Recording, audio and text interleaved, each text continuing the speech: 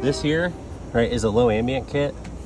It's running this, so this is ready for wintertime. That's the cheapest way to do it.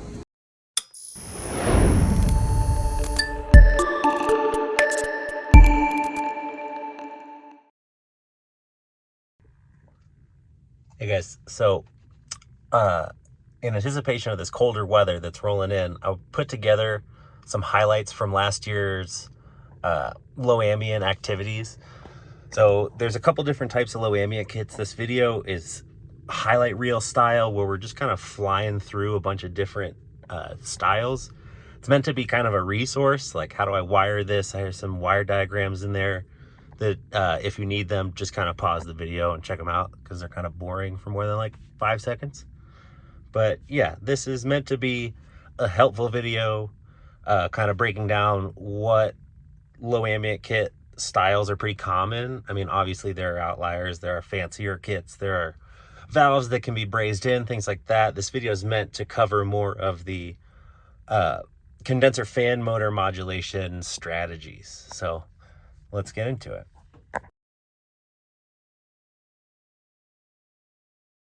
All right, this is what a low ambient kit looks like. Compressor on, fan off.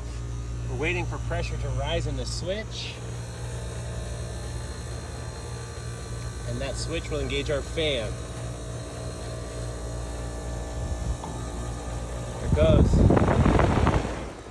This fan is going to click in and out to drive that condenser fan to keep this line above the necessary pressure for the TXV. By modulating this fan, we're able to elevate our liquid line, our head pressure coming into the unit. All strategies for low ambient cooling control the fan to achieve higher head pressure. That's the secret to success with low ambient cooling. We have a low ambient kit, but I'm concerned here. See this oil? Right, she's leaking. This is a leak point. This needs tightened up, and this charge should be addressed. And then this one here, we have a low ambient kit, but we wire them out in the summertime, because if you leave them in when it's 100 degrees outside, you're putting outrageous stress on the compressor. Yeah, not a happy compressor. Come on, fan. So it's typical for us to wire them out in the summer and wire them in before the cold. So, hey.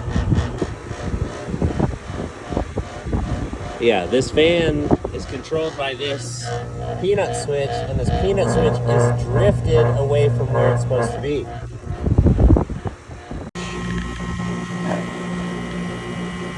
Opens around 300, closes around 4. So we need to see that red side, high side pressure get all the way up to 400 for this switch to engage.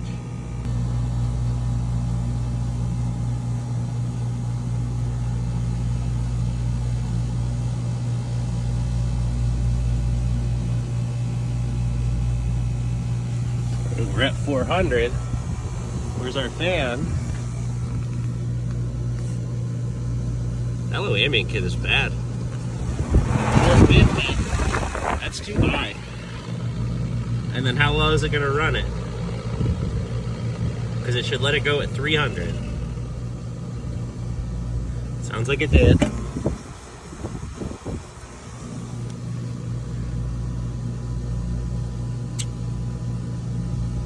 But yeah, that's taking this pressure a little low. That's why we use the other style low ambient kit. But that low ambient kit is drifting away from its tolerable region. It does have low ambient. Just wanted to see how we're wired in.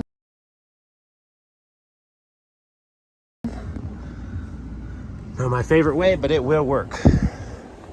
All right, so we've seen this low ambient style in action, right? It's gonna bang this fan on, off, right? With a pressure switch.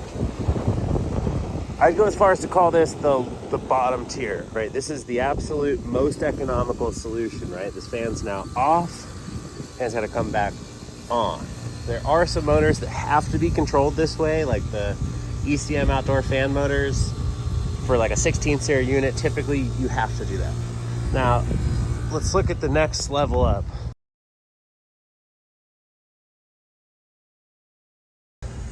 an ICM 123 HN, and this bad boy lives in here, right?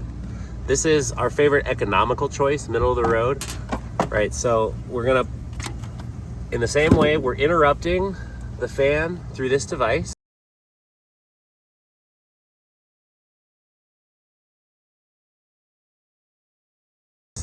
And then this device is making its decisions based on this sensor, which is watching the temperature of the liquid right at the end of the condenser. On a single pass coil, we try to get in the middle of it, but we found that this is kind of the most reliable location. And then we need to tell it what kind of motor it's connected to, right? A sleeve or a ball, sleeve or a ball. And then when we start this up, this is gonna modulate voltage to this fan, right? So instead of just either on or off, this fan is gonna be able to find a happy place and keep constant head pressure, which is gonna give you more consistent results at the TXV or the metering device. This is gonna be a much more constant situation. So when possible, we prefer a situation or a low ambient kit that can modulate the speed of the fan instead of just bang it on and bang it off, right? The nicest thing on these ICMs, we get two different color lights, right? We get the green for full speed, right? So it starts up, and that's what our hard start is about, right? How long do we need to start? And then we have, we go into variable speed, right? So our cutout speed, right? What's the slowest it can go? So almost all motors, unless you pay extra money, are gonna be sleeve bearing motors, I start these up middle of the range, so that I have room to go in either direction, right? All right, this unit flipped on. This is just wind blowing through here. This unit's gonna take control of its fan here in a second, and then we'll see it go from high speed, right, to variable speed, right, and then find its happy zone. See, there we go. So there's our hard start, and then we cut into our cutout speed, right? So now this is gonna keep this fan just at a nice, happy temperature, or speed, which relates to temperature, which correlates to pressure, right? So our TXV is gonna receive a constant temperature, pressure, so that it can modulate refrigerant flow, right?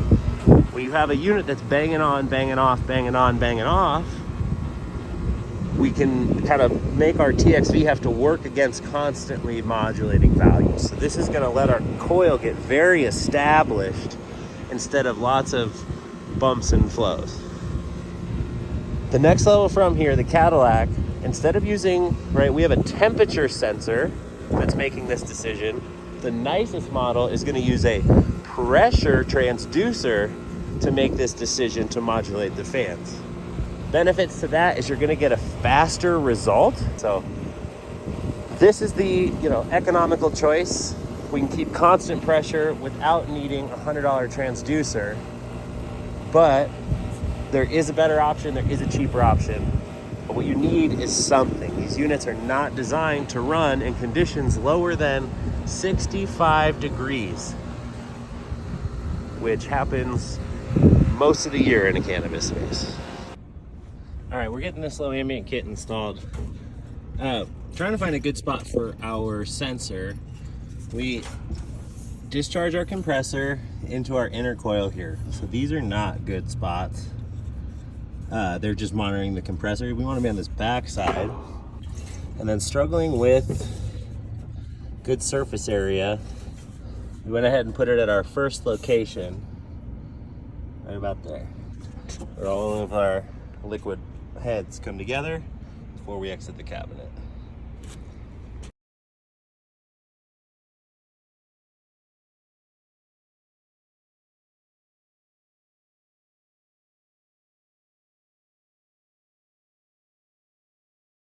And then this is how our low ambient kit works, right? So we're waiting until we build enough pressure, and then we're gonna bring our fans in. They're gonna modulate up and down and up and down to maintain the pressure set by this device.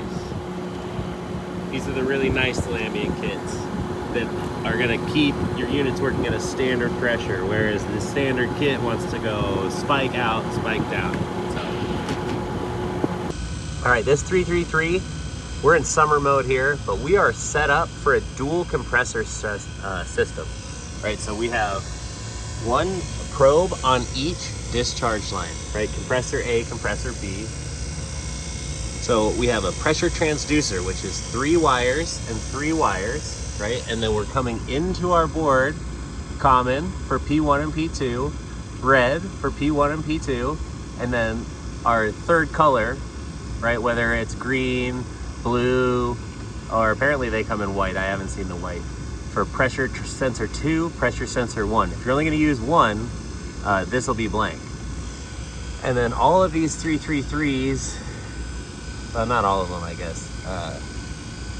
If they have a 24 volts, this is the trigger. This is when do we do our thing, right? Some of the models, especially I think it's the 325s, come with the HN and the non-HN, and the difference is this 24 volt.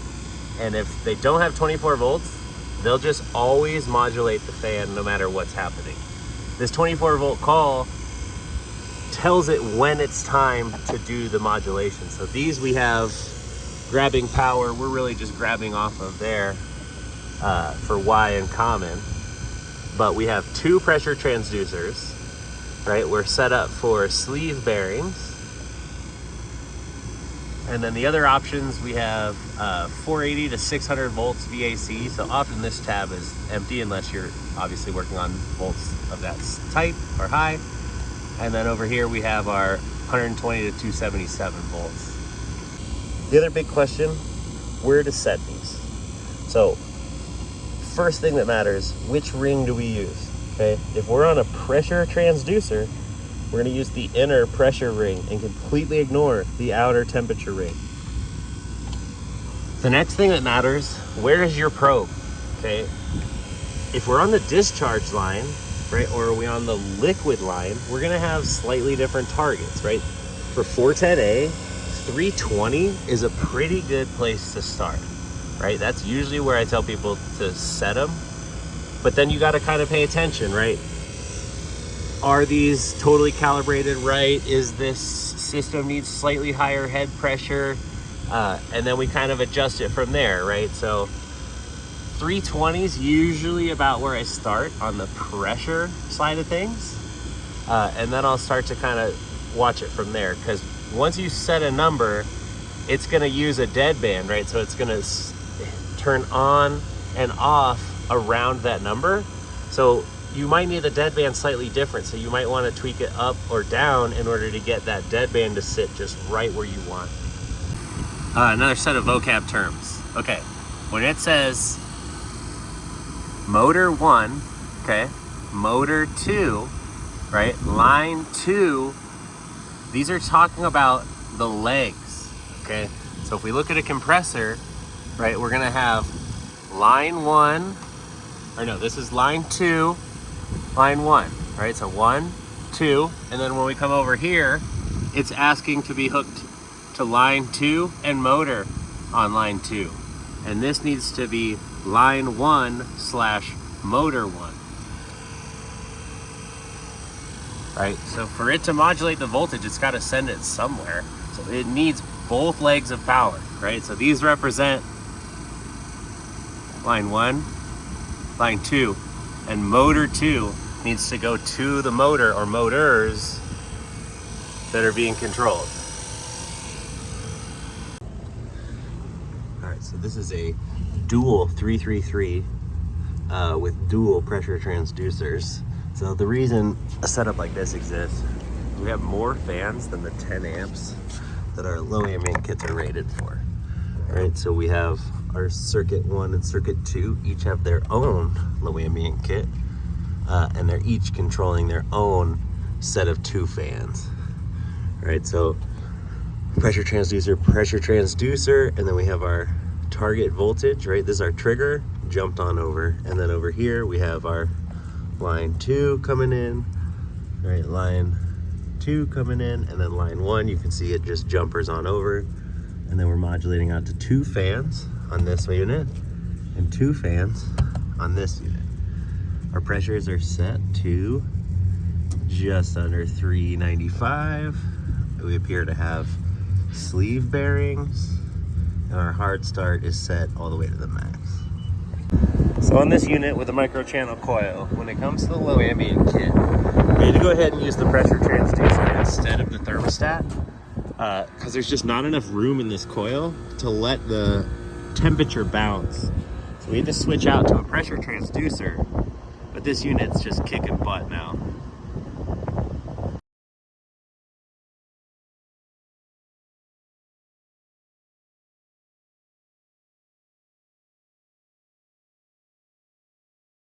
We're looking at how we set a 333. We have the low ambient kit bulb out here. Sometimes they will get installed in here. Oftentimes this is kind of the easier spot. But we're making minute adjustments to our overall temperature in order to see our high pressure sit where we want it.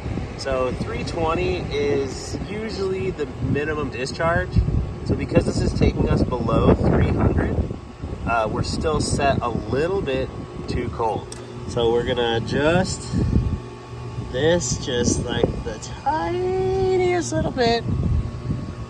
And now it's gonna cut back in a little bit higher. It's rocking the temperature probe, so it's trying to swing on this number, but I'm not making my adjustment here, I'm making my adjustment here. All right, so that's bringing us in now 360, and we want it to cut out around 320.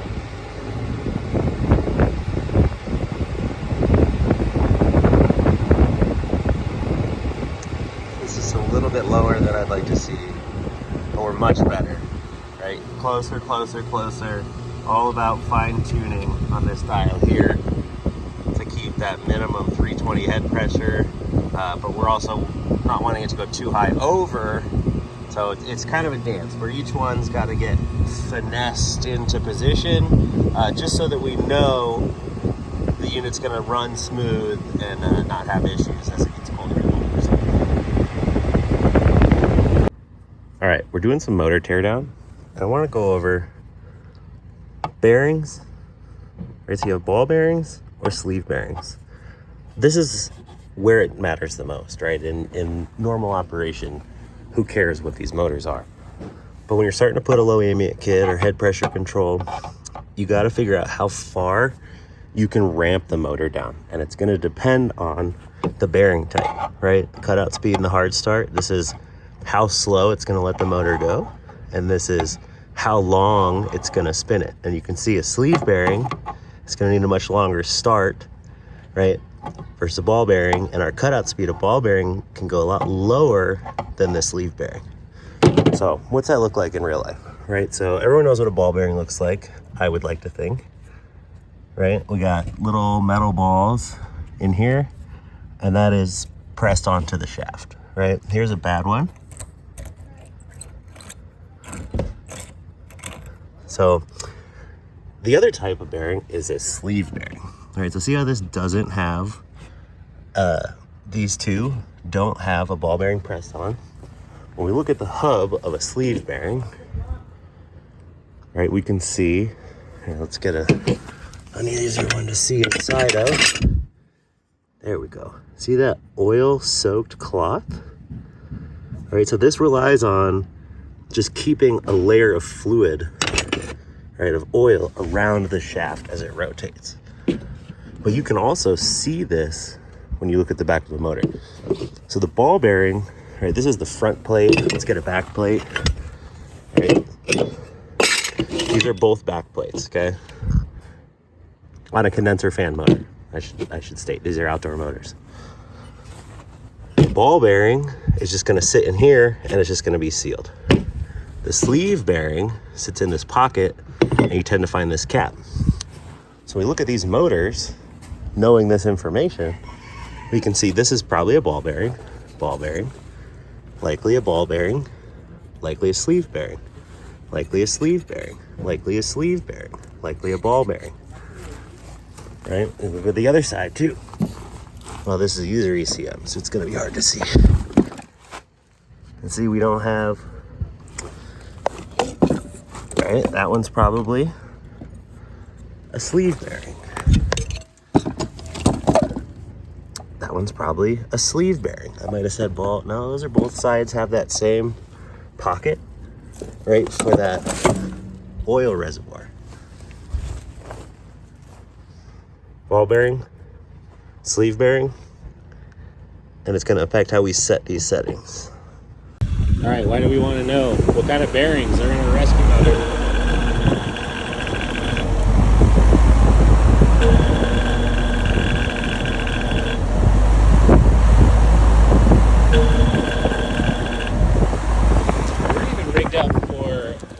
Our sleeve bearing. So we're on an ICM333. Let's check out our settings real fast.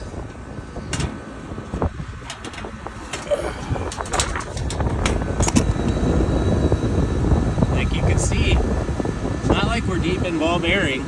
You really shouldn't be making that much noise, but I'd love to know how the manufacturer wants these set up. Yeah, not a happy compressor. Come on, fan.